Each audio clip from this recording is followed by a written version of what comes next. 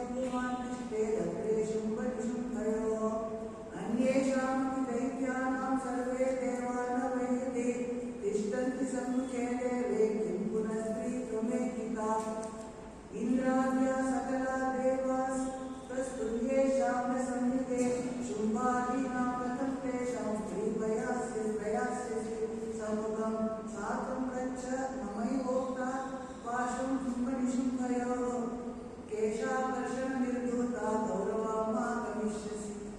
ఈ దూతుడు ఈ సుగ్రీవుడు అనే దూతుడు ఈ దేవి యొక్క ఈ మాటల్ని చాలా ఆశ్చర్యపోయాడు. ఎవరైనా ఎలా చెప్పగలుగుతారు?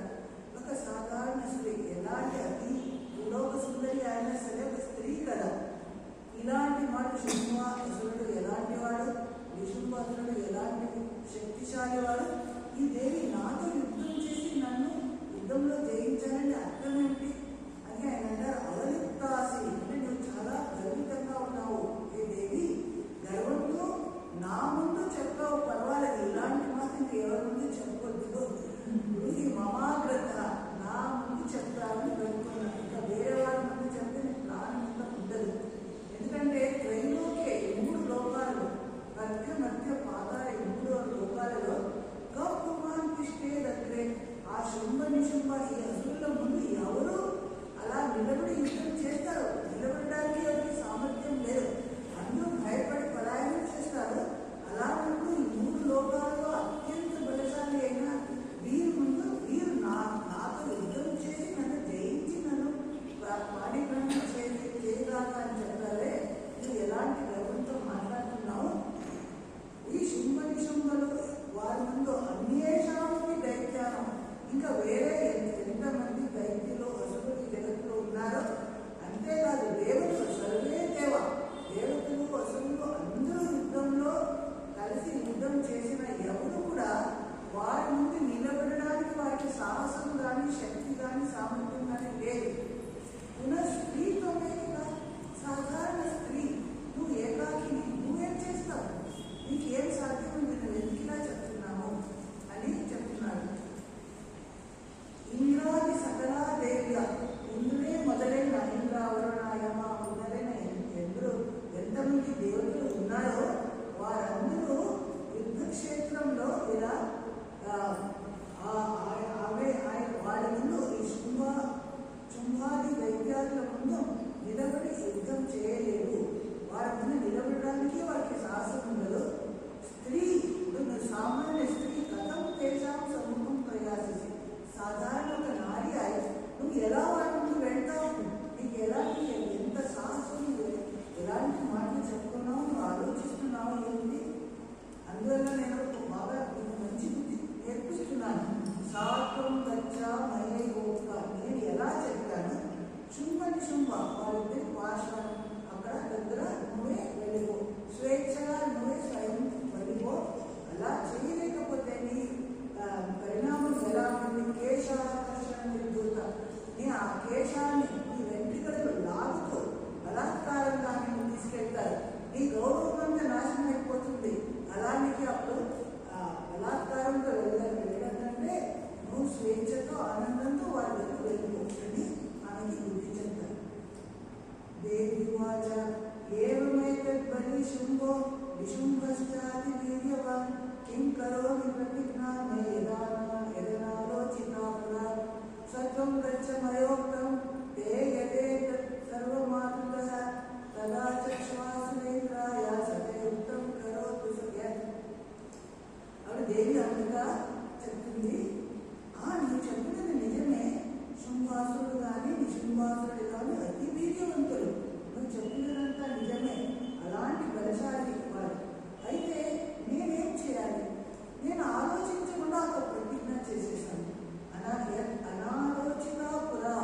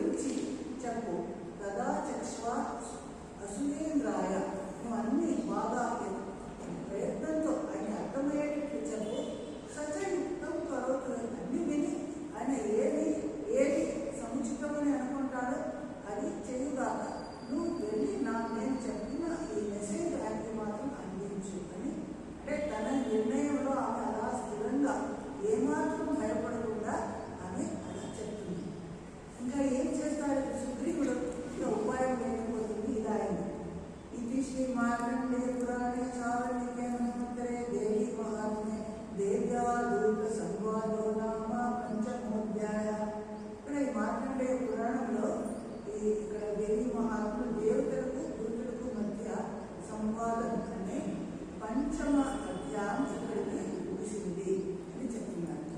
తర్వాత ఉత్తర చరిత్రం వల్ల కంటిన్యూ అవుతుంది. అక్కడ షష్ఠ అధ్యాయానికి ధ్యానం ఇలా ఉంటుంది. ప్రతి ఒక్క అధ్యాయానికి ముందు దేవి యొక్క ధ్యానం ఉంటుంది. ఈ షష్ఠ అధ్యాయం ముఖ్యంగా ధూమ్రలోచన అనే సింహాసుడు వారి అనుచరుడైన ఒక సింహాధిపతి ఆయన దేవి ఎలా హతమార్చింది అది 6వ అధ్యాయంలో వస్తుంది. ఈ అధ్యాయం ముందు వచ్చే ధ్యానం ఇలా ఉంటుంది. పద్మావతి దేవిని గురించి ఇక్కడ ఉంది. నాగాధీశ్వర నిశ్చర మణిపణోత్తం సోర్వత్రావళి భాస్వద్దేహనతాం నివారణి భావేంద్రద్వయోద్భాసితాం మాలాకుంభకపాలనీరజకరాం చంద్రార్ధచూడాం వరాం సర్వజ్ఞేశ్వర భైరవాంకటదయాం పద్మావతి చింతయే. నాగాధీశ్వర విశ్వర నాగరాజ అంటే సర్పులకి పాములకి అధీశ్వరుడు అయిన వాసుకి ఎవరికి ఆసనం. అటువంటి దేవి వడిపణో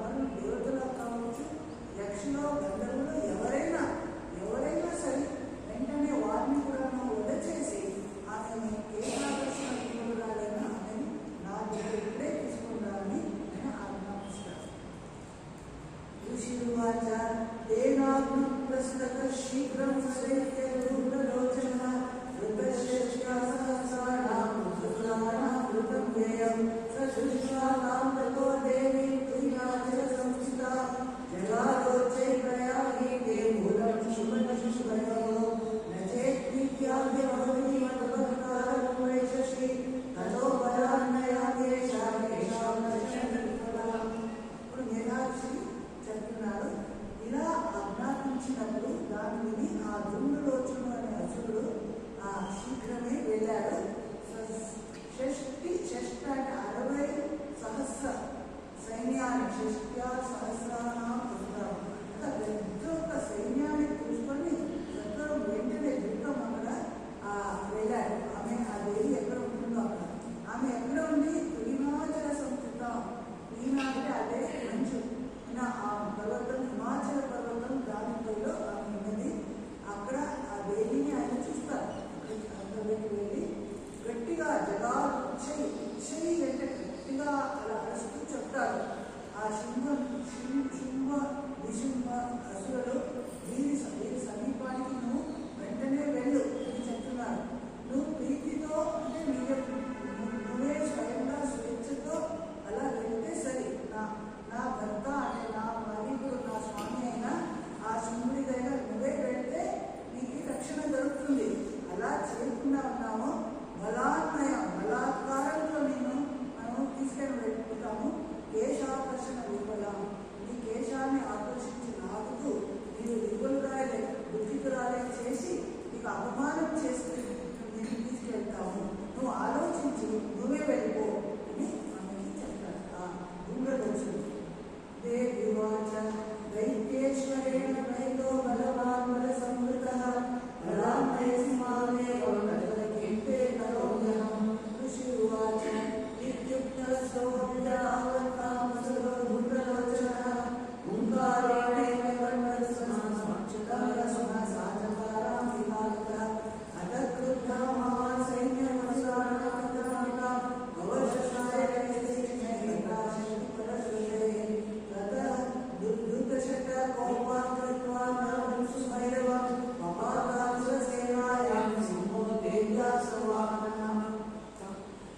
దేవి అంటే అంబికాదేవి ఇలా చెప్తున్నారు.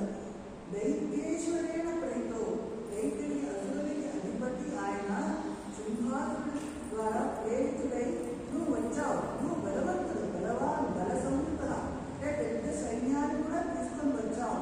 నువ్వు బలాత్కారంగా నన్ను తీసుకొని చేయముంది. నేనేం చేయగలను అంటే నేనే రాలేను, నేను రాను. నువ్వు బలాత్కారంగా నన్ను తీసుకెళ్ళాలి అనుకుంటే అలా చేస్తే నేను ఇంకా ఏం చేయలేను, అది నీ ఇష్టం. నేను మాత్రం అలా రాను అని ఆమె నిరాకరించి ఇలా చెప్పింది. బలాత్మేసి మాకు ఏమో బలత్కరంగా నువ్వు తీసుకెళ్ళచ్చు. గత కింకే కరోనా అలా చేస్తే నేను ఇంకా ఏం చేయను అని అడిగింది. ఋషుడు వాచ అప్పుడు నిరాశి చెప్తున్నాను. ఇత్యుక్త ఇలా మాటలు చెప్పినప్పుడు ఆ మాటలను విని ఆ దొంగలోచన అనే అసురుడు అభ్యభావత్తాం ఆ దేవి వైపు పరిగెత్తాడు. అప్పుడు ఆమె ఏం చేసింది? ఓంకారేణ ఓంకారం గట్టిగా ఒక నాదం చేస్తుంది. భూమని వెంటనే ఆయన భస్మీకరించాడు. అంటే ఆయుధం లేదు, ఇంకా యుద్ధం ఏం అవసరమే లేదు. ఆమె ఒక నాదం, ఆ నాదమే అంత పవర్ఫుల్గా ఉంటుంది. ఓంకారేణ సాక్షాత్కార అంబికాదేవి అనేది ఆయనని ఓంకారంతోనే భస్మం చేసేసింది. అయితే ఆయన వెనుకున్న పెద్ద సైన్యం ఉంది కదా, అది వారికి చాలా కోపం వస్తుంది. వారి అధిపతి అయిన ఈయన ఇలా మాత్రం చూసి అత కృతం మహాసైన్యం, ఆ మహాసైన్యం వసుల సైన్యం అంబికా ఇలా చేసినప్పుడు చాలా క్రోధంతో ఎన్నో ఆయుధాలు చెప్తున్నారు. సాయకుడి తీక్ష్ణమైన